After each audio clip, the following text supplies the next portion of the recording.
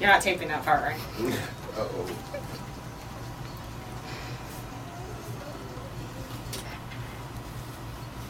Aloha and welcome to Betty's Real Estate Corner, brought to you by Sakamoto Properties, where prestige is our business, reputation our foundation. Today we have we have two very special guests in our office. We have Dean Otto, who's been here any number of times and one of the top agents in Hawaii. And I think technically he probably is the top agent in Hawaii, so we're going to go with that for right now. We also have with us today Julie Tambaga, who is with Orexco 1031 Exchange, and she is here. She's been doing some classes for continuing education, and she is one of the foremost experts in Hawaii as to exchanges. So she's going to be here, and we're going to try to grill her a little bit, ask some questions, and maybe you'd like to help us, Dean, with a little more for introduction for Julie, and then we'll get her to say a couple words. Then we hammer. Thanks, Betty. Did you just say I was the top agent in Hawaii? I said that. I did. Thank you. I appreciate that. Hey, listen, it's good to be here again. Thanks, Betty, for having me, and Julie for coming in today. I just took a class from her yesterday, so I feel like I'm an expert already on exchanges. But Julie is a great person to talk to. If you have any questions about exchanges, she would be the one to call, and certainly the one that I call whenever anyone brings up exchanges to me. So thanks for being here, Julie, and perhaps you could tell us a little bit about yourself, or at least a little bit about what you do and what your role is. Well, thanks for having me today. I've been in the real estate business for about 17 years, exchanges for over 10, and it's been a great industry to be in. There's a lot of real estate to be sold and a lot of exchanges to be made. But the role of what I do, the qualified intermediary, is we prepare documents to facilitate the exchange transaction, and we hold the exchange proceeds so the client doesn't have constructive receipt of the funds. So the IRS basically sanctions that you need to be using a KAOI, qualified intermediary, in a 1031 exchange transaction. One of the things I think is interesting, I think that more people out there would do a 1031 exchange if they understood it. You know, every so often I get in the middle of something, and then all of a sudden we're thinking exchange, and then sometimes the person runs out of time, which I had happen recently.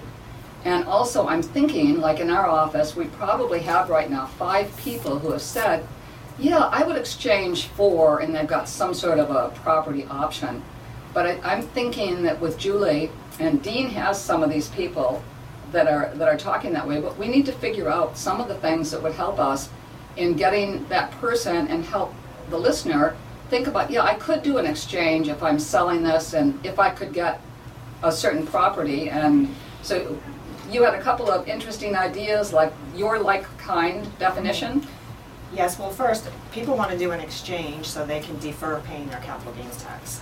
So if they're going to sell an investment property and have gain, any kind of gain, attributable to capital gain or depreciation, then they would want to do a 1031 exchange. They can diversify and leverage their portfolio. They can exchange property anywhere in the United States and the U.S. Virgin Islands and have tax-free status.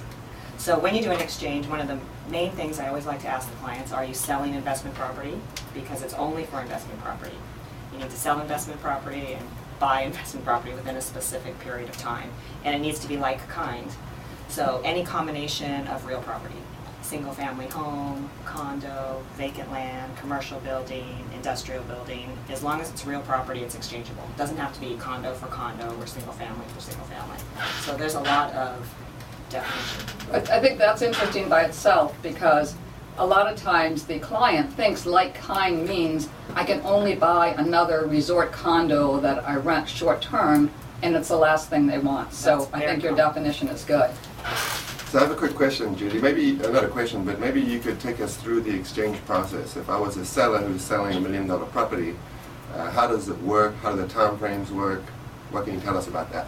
Well, one thing that everyone needs to remember is the exchange needs to be set up before escrow closes.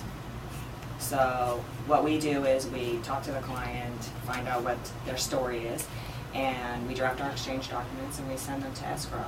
It's set up before closing because the day of closing, the escrow companies need to disperse funds. And if they disperse funds to the client, there's no exchange. They're not allowed to touch the money.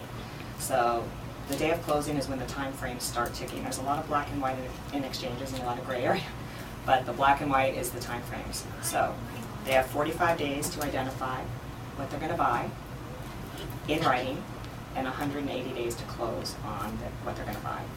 Would it make sense in your mind, if let's say we have these people in our office, we have listings, and that's one of their goals, is that we at least do an introduction so you've met them ahead of time and they know they've got their contact and they know exactly what they're going to have to do, instead of waiting till we're in escrow and all panicked about mortgages and et cetera. So absolutely, it's always nice to be able to talk to the client before they enter into the listing period or the escrow period, so we can weed out the questions that they may have. And they also we really encourage our clients to talk to their accountants, because they know what your client's situation is, financial situation is in its entirety. So is it in their best interest? They need time sometimes to talk to their accountant for that also. So the sooner I talk to them, the better. Perfect. But having said that, I know from experience that Julie can do an exchange in one day, right? I can do it. It's possible, but it really needs to be set up before escrow closes. It's really, every once in a while I get that phone call, my transaction closed on Friday, and I get a call on Monday morning, the following Monday, I heard about an exchange over the weekend. Is it too late to do one? And the answer is yes, it's too late. It has to be set up ahead of time. So just going back to your example of how the exchange works, one of the questions that I always get is revolving around this issue of identifying your properties within 45 days. Yes. And how it works if those properties sell prior to your ability to close, and how that all works. Identifying seems to be a big factor. Well, the big factor in identifying is 45 days can be a really short time frame in this market, just in general. So I encourage people to go shopping early, so when they're in their 45 days, they can have peace of mind that they know what they're going to buy. But when they identify, they need to identify specific properties. And you can make as many changes to your list, identification list, as you want within 45 days, but after the 45 days, you can't make any changes. So what identifying means is writing down a complete address, street number, street name, street, avenue, boulevard. If it's a condominium, a specific unit number, city and state. So they just can't list, just a few details. They need to be complete addresses. Or if they're not complete, the IRS treats it as if you did not identify at all. So it's really important that's done properly. An interesting thing that you said at the start of that is to start looking early rather than later in this market. And that's a great statement. And we've been saying forever a recession is a terrible thing to waste. Well, right now what we've got going on is people are buying properties. They're really stepping up and doing deals, so that I think the person who wants to be doing an exchange needs to do exactly what Julie's saying. Identify properties, even if at the last minute we have to switch to a different unit. But if you're out there, you're going to get a chance at some great properties. And it also may be the thing that's influential to get you to accept a different offer than you would have accepted on the property that you own right now. Right. So that was a great thing for our business, Julie. Thanks. Oh, good. Well, it's such a great time to buy right now.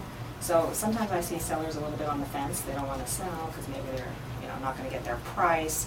But I'm starting to see now that our exchangers are looking at the benefits, the really good benefits on the buying side. So if they take a little hit on the sale, they'll make it up quick. Right. So just one more question about identifying. And now, what happens if you list your 3 properties within your